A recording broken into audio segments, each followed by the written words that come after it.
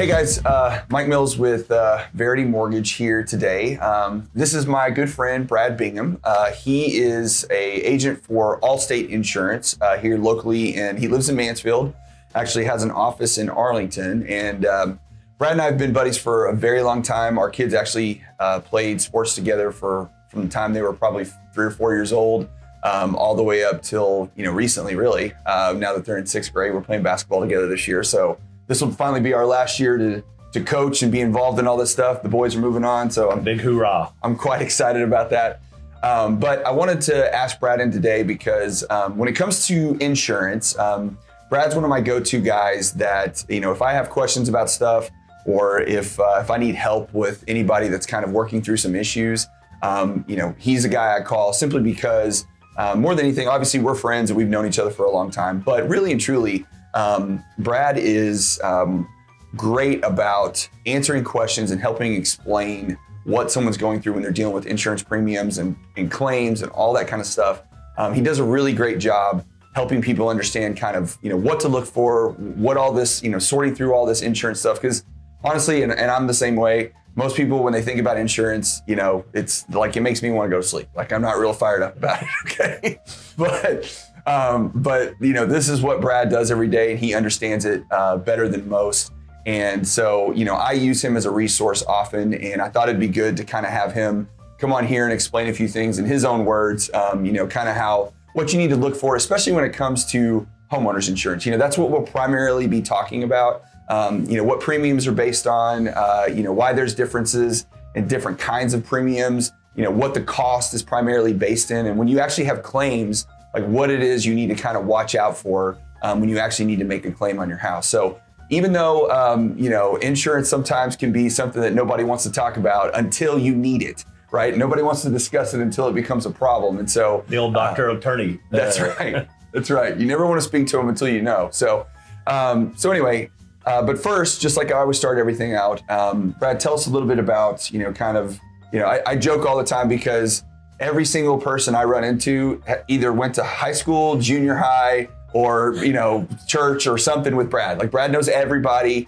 in the immediate Arlington, Mansfield area. So tell us a little bit about, kind of where you came from, how you started, all that kind of stuff. So once again, my name is Brad Bingham. I've been with Allstate for about 22 years. I was born and raised in Arlington, went to Dunn Elementary, Bailey Junior High, and Arlington High School. So right in the heart of Arlington.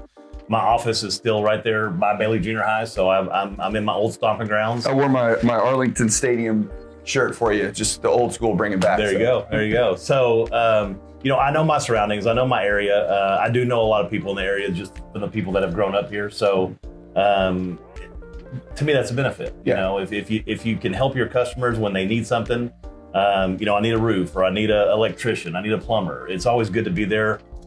You want your customers to come to you when they need something, right. And you don't want them to call an 800 number. You don't want them to call somebody else. You want to be first in mind. Right. So I pride myself in being able to help people through the process, whether it's buying an insurance policy or a claim. Maybe they even have a different insurance carrier. They're not even my customer, but they need questions and they don't have anybody to go to. I like to be that person. Right.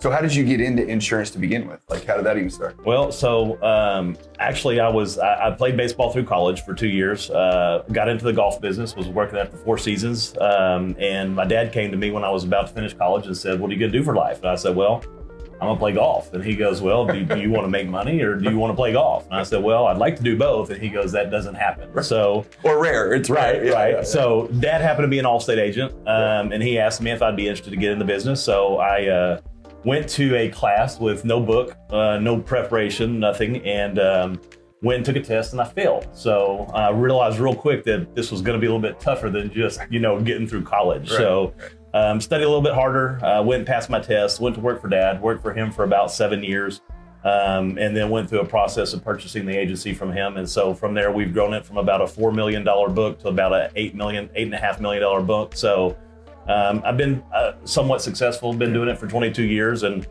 people ask me all the time, how are you successful? And I just said it's persistency, right? Yeah. You take care of people. You don't worry about every penny that you make. It will always come back. Sure. Once you take care of people, your business will take care of you. That's what Dad always taught me. And so that's how I got into business. Well, and that's, again, he just said one of the main reasons that I refer a lot of people to Brad is simply because he has the same mentality to some extent that I do, which is just, treat people well, be nice to them, answer their questions, help them out as much as you can. And the business kind of takes care of itself, right? You don't have to go out there and pedal every single day. And, you run into people and you have respect for them and you help them out when you're available to help them out and give them direction on different stuff. The business kind of comes on its own. It's organic. You don't have to push for it. Right? I tell people all the time, I can't control a lot of things. I can't control rates. Right. I can't control what adjuster you get. Right. But what I can control is how I treat people and how my staff treats people. Yeah. I have some of the best staff, I think, in the industry. And to me, that's key. If I have a good staff, I'm going to have a good agency. Right. So, okay, speaking of I can't control rates. So I think, and I talk to people about this a lot whenever we talk about, payments and stuff about insurance specifically, but what is it when you look at an insurance premium in general, especially when it comes to homes, okay? What would you say, makes up, like how is that premium determined? What's the biggest factor in determining what the premium is? Well, there's two aspects to it. One is the insured, right? They want to see a responsible person. So that comes down to your credit. Right. So credit matters these days. Always, everything. Yeah. So it comes down to your credit. It comes down to how you handle your daily business, and they have scoring systems that will score a individual. Right. And then it comes down to the characteristics of your property that you're purchasing or you're refinancing or whatever it may be. How old is the property? And a 1901 property is going to be more expensive to insure than a 2021 property. Right. The age of the roof is a big factor. The condition of the roof.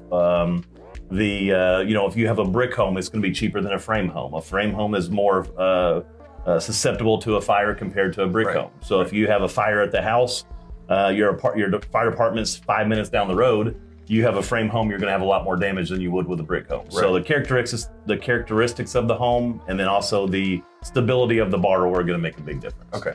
So, and has that always been, I know the credit piece of it, obviously as lending, this is something that we obviously deal with, but I seem to remember it wasn't always a piece, was it? It wasn't. I would say, so I got in the business in 99. And I would say credit factored in probably in the early to mid 2000s is really when it started to be a heavy factor. Right.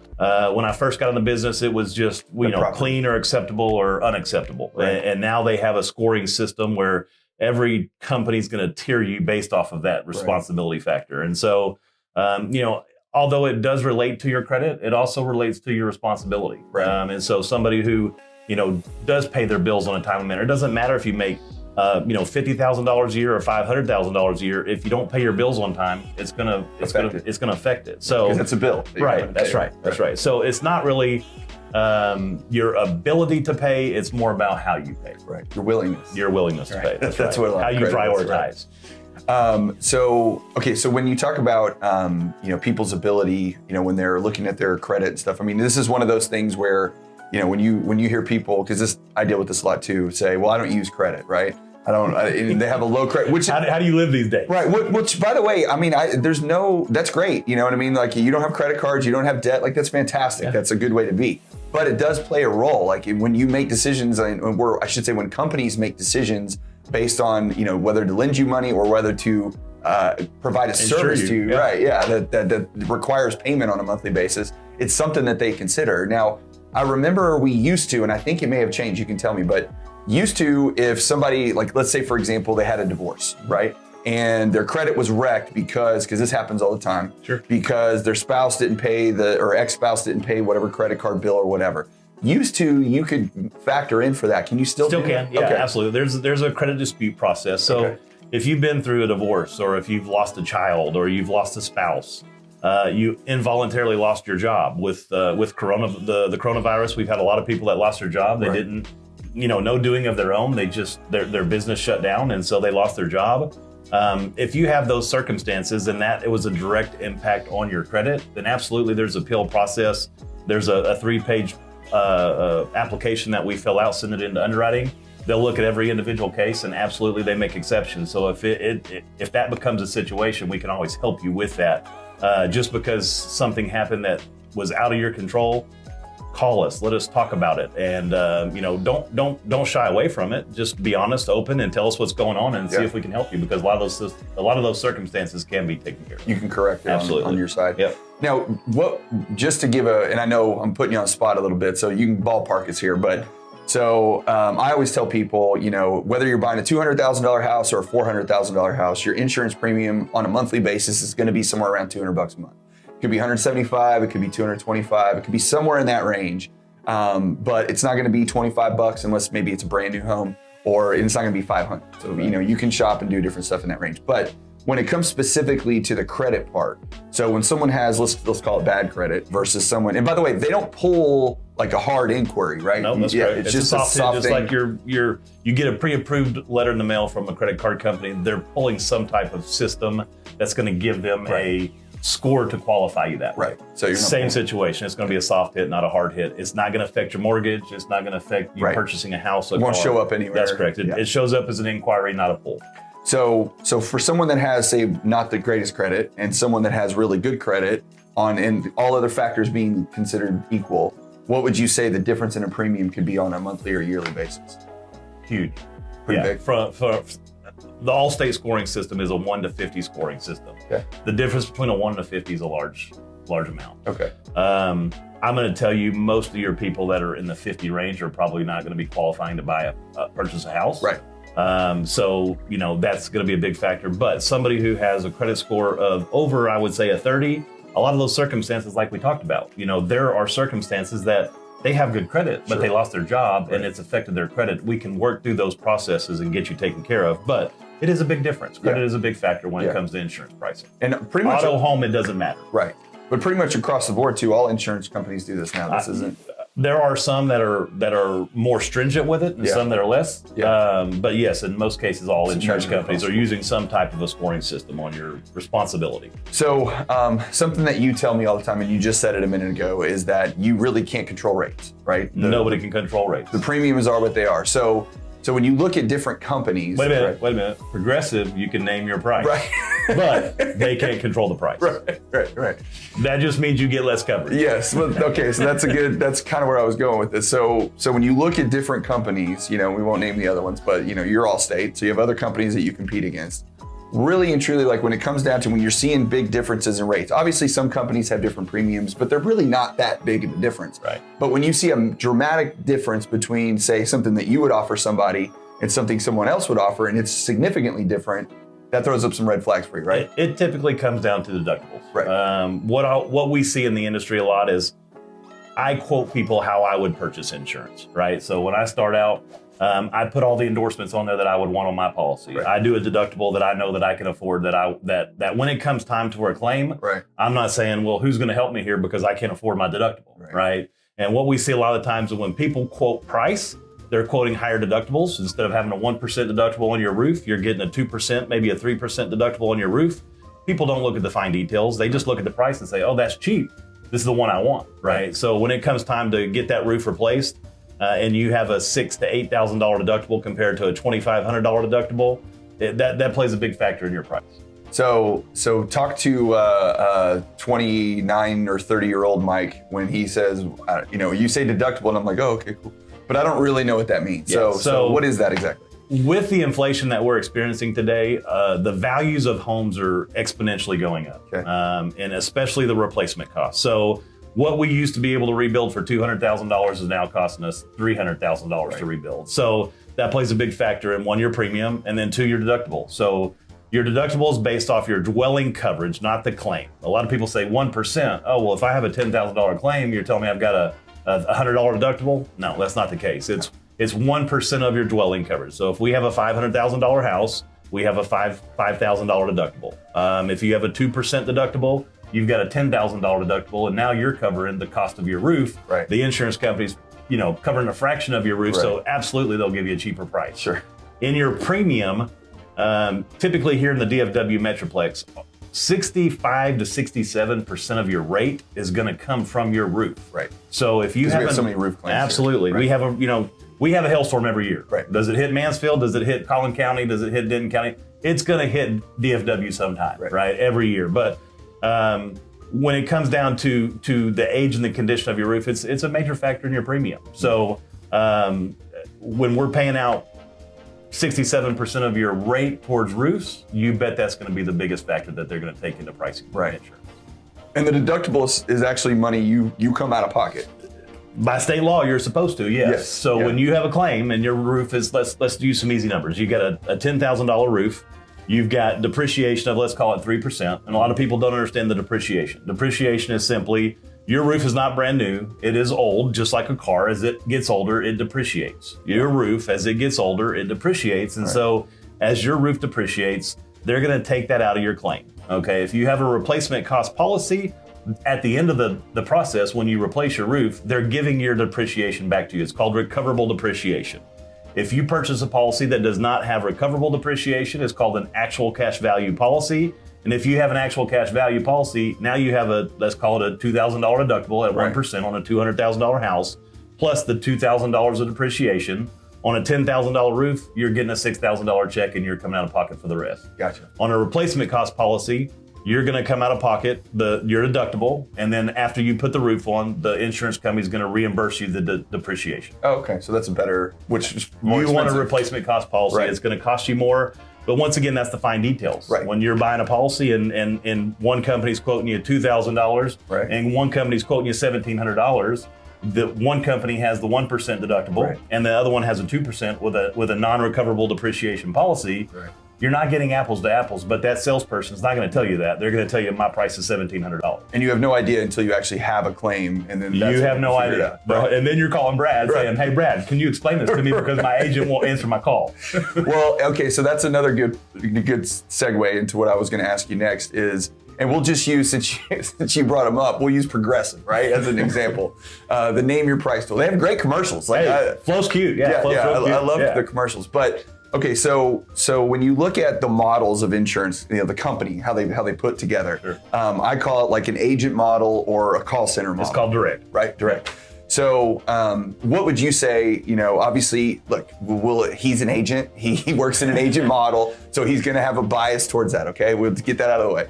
But that being said, what would you say are the biggest, differences and why? Because I tell people all the time, it's important to use an agent-based model simply because you can pick up the phone and call them. And if you got to Most call of them. Most of them. If you're going to call Progressive, you're going to have to, sit there on the phone tree for 45 minutes until you get to somebody who has no idea, and you're going to have to repeat your policy number and all this other stuff 100 times. So I'm going to say the biggest difference is advice. If you want to be able to call your agent, have a conversation and say, hey, I've got some situations that I want to talk about. Can we discuss this? Absolutely. That's what an agent's there for. If you have an 800 number and you call them up and say, I've got some situations, I need some advice, they're going to tell you, well, let's file a claim and then you can talk to the adjuster. And once you file that claim, it's on your record. It's a permanent record. It doesn't go away. They can't take it away. going on your permanent record.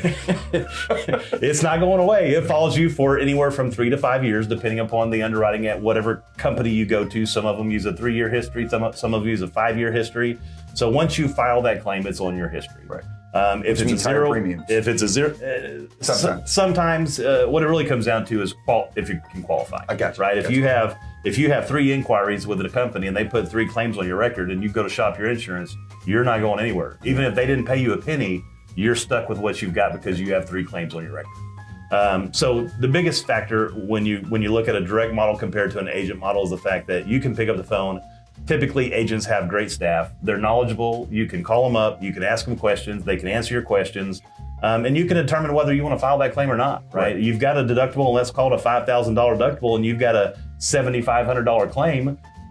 You've got discounts for claim-free discounts and things like that are going to be penalized depending upon the type of claim. Right. If it's weather-related claim, they can't affect your premium whatsoever. It's state law. Right. But if you have a water claim or your dog bit somebody or somebody came in your house and they slipped and fell down and their doctor bills or whatever, we can walk through those processes and say, this is when it's time to file a claim and this is probably not best use of your insurance policy at this time. So to me, a direct model is it's there for the consumer that doesn't care for advice and just wants to buy a product. But if you want advice and you want somebody who's going to back the policy up and be there and be available to you, I give my cell phone number out to my customers for one reason, and that's because if you can't be available to your customers, you're no good to them. Right.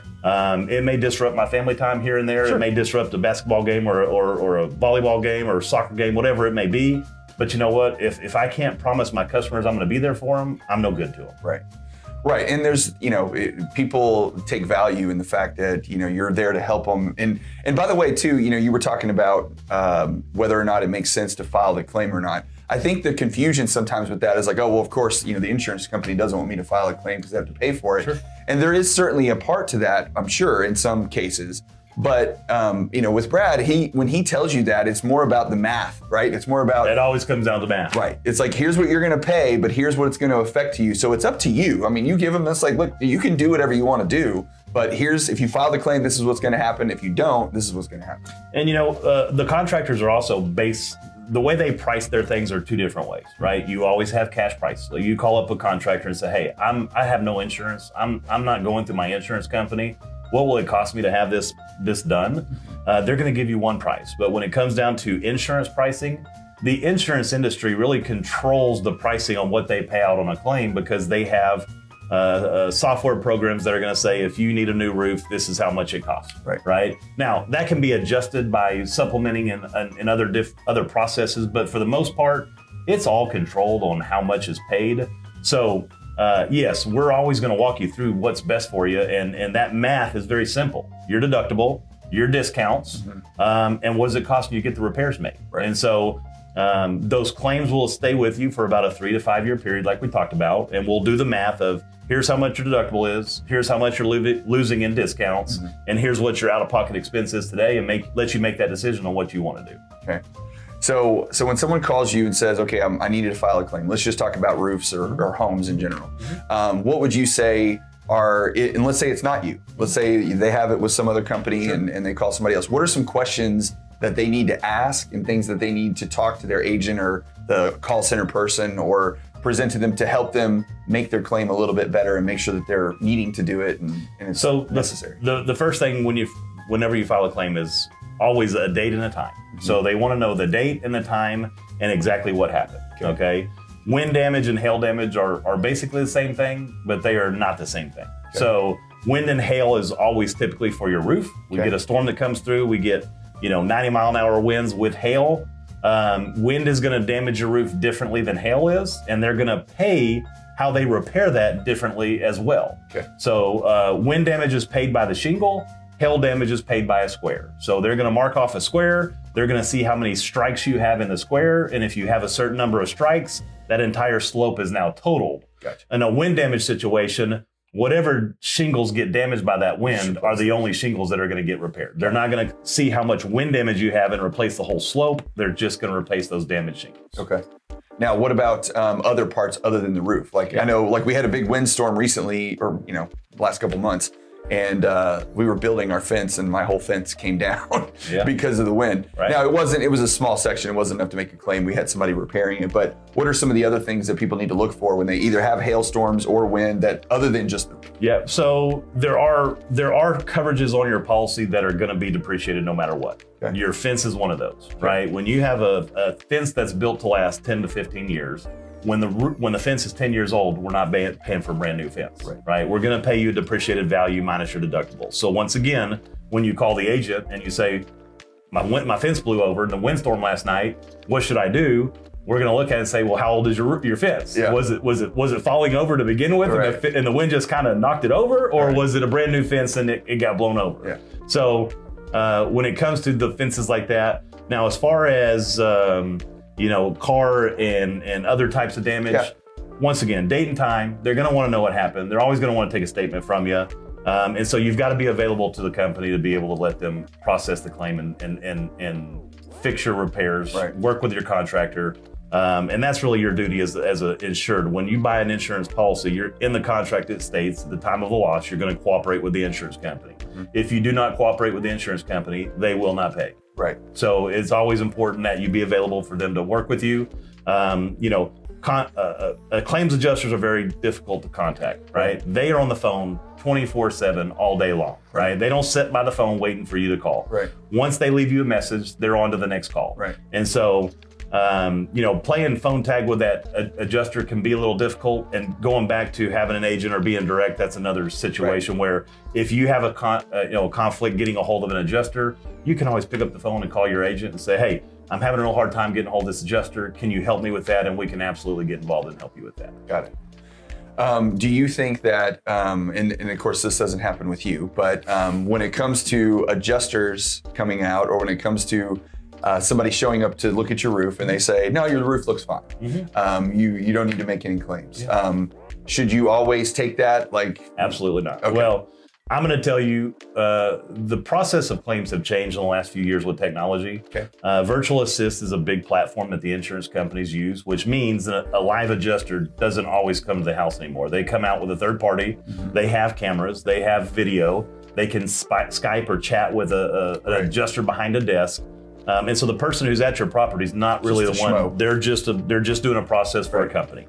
So they come out there and they take pictures, and what your contractor and what that desk adjuster, as I call them, look at for damage is not always the same, right? Behind a camera, you can't see what you can see. Yeah, it's different. So if they come out there and they say, you know what we're seeing here is not damage, you always have the right to go back to your insurance company and say, I'd like a second opinion, and I'd like you to send an adjuster to my house. And when they send an adjuster to your house, I would tell you 90% of the time, they have a different opinion because they can physically see it, they can feel it, they can touch it. And now we have a better view of what we got. Now, if we have a baseball, golf ball size hill, Virtual Assist is a great platform. It gets to the customer quick, it gets a check in their hand quick, and it gets the process going quickly. But when we have a pea to marble size storm, not always do they see that damage through the camera or through a video, and so they need to send a person out to come see that damage, because 90% of your policies here in Texas on a composition roof cover cosmetic damage.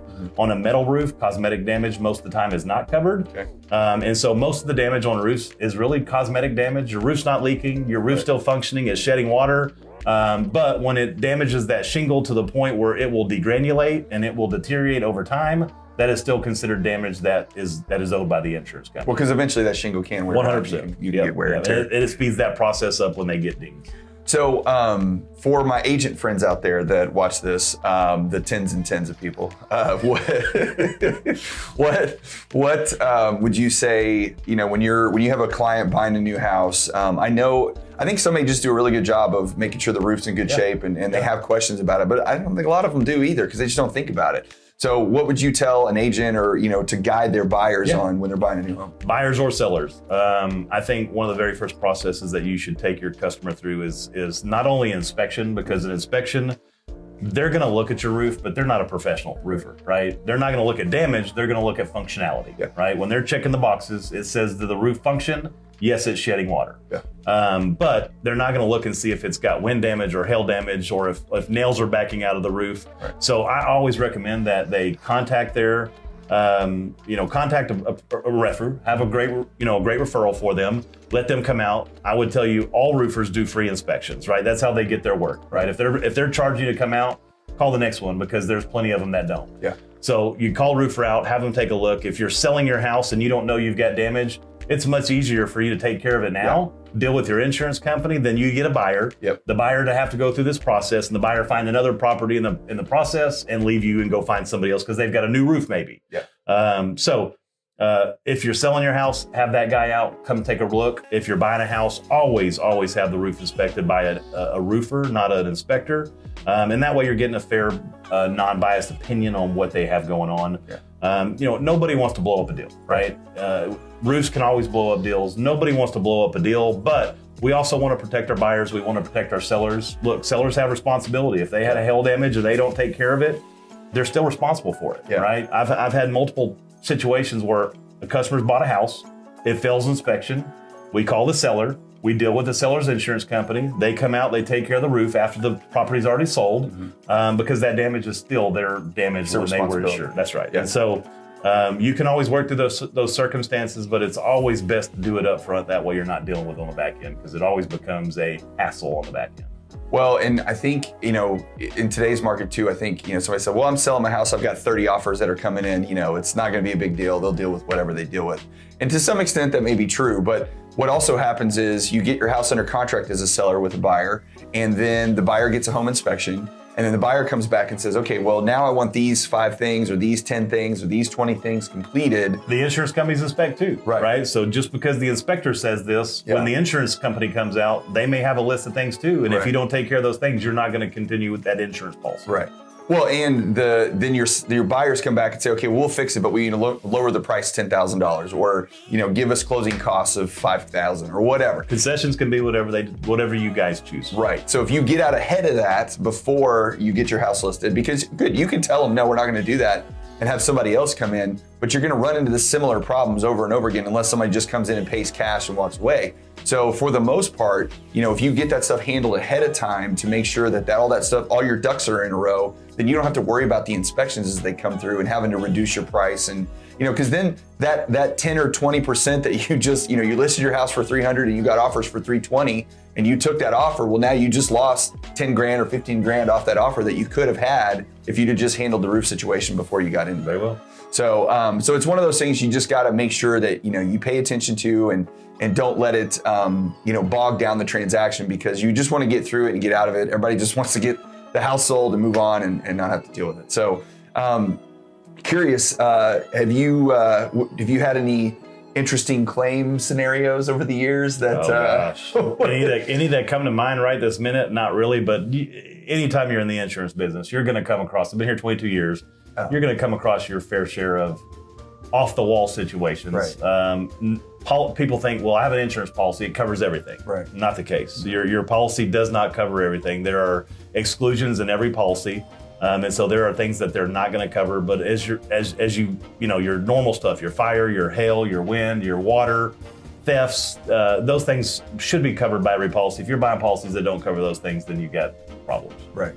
And if you have, and again, the great thing about Brad, and the reason I really, use Brad, and just by the way, in all disclosure, Brad does not have my personal insurance. I don't have it with him, and I think we have our rental properties with him. You do. That's but my personal house I have with my college roommate and good friend of mine for years, but Brad helps me with a lot of other pieces to this because he's local, he's here where I'm at, and a lot of the clients that we deal with are kind of in the same area. And so I use him as a resource all the time. And I always encourage people, even if, I'll tell them like, look, you love farmers, like you or State Farm or whoever, like that's your favorite. Fine. You've been with them for 20 years. No problem. Just call and just ask a question, because you're asking me stuff that I don't have answers to, and you can't get Progressive on the phone or you can't get anybody to call. So just call and talk to him and he'll help you out, because Brad does things not because he's trying to make money. I mean, obviously we work, that's the goal. We have businesses, we're not doing things for free. But at the end of the day, like we said in the very beginning, it really comes down to just taking care of people and being a service to them, because, if you do that and your heart's in the right place, business comes its way. Absolutely. Karma's great. So, well, I really appreciate you sitting down with for a few minutes. I know, again, insurance is just a fiery topic that everybody likes to discuss. Everybody loves insurance, right? But nobody cares about it until That's right. until something happens, right? What is it? Chris Rock's bit. I need insurance in case shit happens. What happens? And trust me, shit does happen. Shit happens. So, if you guys have any questions about this kind of stuff, especially agents. These guys, your insurance guys, your roofers, they're really good resources when you're listing your house to reach out to and ask questions, kind of help prepare your sellers. And it's one extra level because it's a competitive market right now for listings.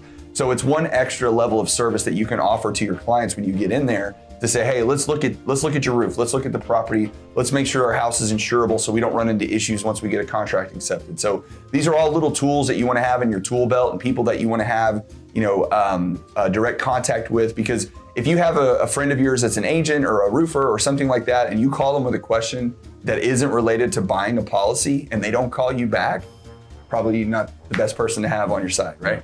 So give guys like Brad a call, because they're going to be able to walk you through the process, help you understand what to look for, what not to look for, especially in a world that people just don't deal with every day. And that's really what it is. I mean, most of my business and your business is all based on information, right? How much information do you have about the particular topic? And And the reason that we have jobs is because people don't really understand this kind of stuff because they don't deal with it every day. Because they're driving the bus, or they're working as a teacher, or they're working at Lockheed building weapons or whatever. Like this is what their job is. So this is what we do. And like we said in the beginning, we're just here to help and answer questions and make sure that you guys know exactly what you're getting into, regardless of if it leads to a deal for us or not. Yeah. And for the agents out there, I know you call Mike all hours of the day. Yeah. Don't feel like if you've got an emergency after hours on the weekend, you're showing this house and you've got a question, call Mike. He's got my cell phone. Yeah. He'll give it to you. I'll answer your call. If not, shoot me a text message, and I can help you out in those situations where it's after hours and you don't have anybody to talk to. Give me a shout. Yeah. So thanks, brother. Appreciate you coming. You bet. Thanks And for having if me. you guys have any questions, give us a shout. We'll see you later. Have a great day.